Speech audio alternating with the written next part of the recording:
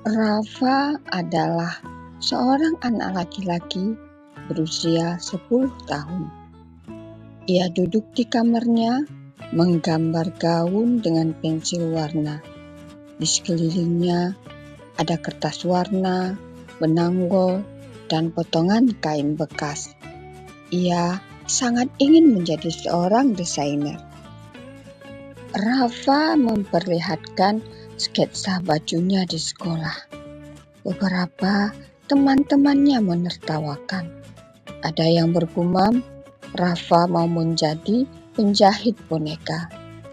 Teman-temannya mengatakan bahwa anak laki-laki tidak cocok menjadi seorang desainer baju. Di dapur, ibu melihat hasil gambar Rafa sambil tersenyum bangga.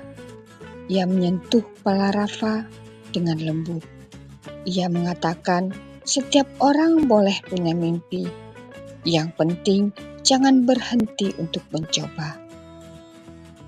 Rafa membuat manekin dari botol bekas, menjahit dengan tangan, dan menciptakan baju mungil dari kain sisa.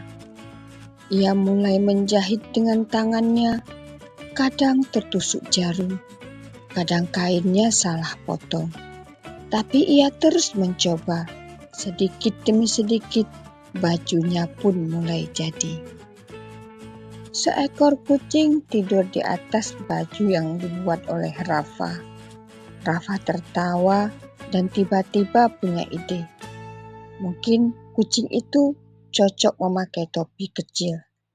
Dan ia juga mulai membuat koleksi untuk hewan peliharaan. Rafa membuka stan kecil di taman dengan boneka kucing memakai baju warna-warni. Anak-anak dan orang tua mulai melihat-lihat. Banyak yang tersenyum melihat karyanya Rafa. "Aku beli satu ya untuk kucingku," kata seorang anak. Seorang pelanggan datang marah karena bajunya kekecilan. Rafa terlihat sedih.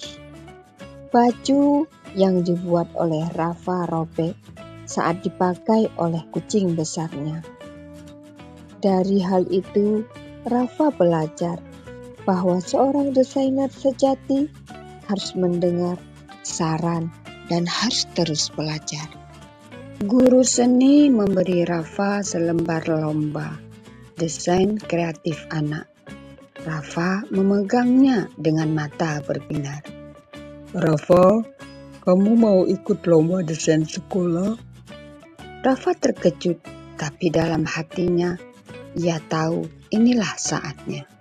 Rafa bergadang, menjahit dan menggambar. Di meja ada segelas susu dan gambar desain koleksi peliharaan ceria. Malam itu, ia membuat koleksi terbaiknya. Topi lucu, rompi kecil, dan gaun untuk kucing rumahan. Tangannya lelah, tapi hatinya tetap semangat. Di aula sekolah, Rafa berdiri di depan karya-karyanya. Banyak pengunjung melihat-lihat termasuk juri dan guru. Hari lomba datang, deg-degan. Tapi saat melihat semua orang tersenyum melihat karyanya, Rafa pun tersenyum bahagia. Juri mengumumkan bahwa Rafa mendapatkan penghargaan desain paling inovatif. Rafa naik ke panggung sambil membawa boneka kucing berbusana. "Pemenang desain paling kreatif adalah Rafa." Hati Rafa seperti terbang. Rafa berada di kamarnya, kini dengan sudut studio mini yang rapi. Di dinding tergantung penghargaan kecil, ia menggambar sambil tersenyum. Pesan moral yang bisa disampaikan pada cerita ini adalah percaya pada dirimu walau orang lain meragukan. Jangan takut berbeda, Justru itulah yang membuatmu istimewa. Gagal bukan akhir, tapi langkah menuju keberhasilan. Sampai jumpa pada cerita-cerita berikutnya.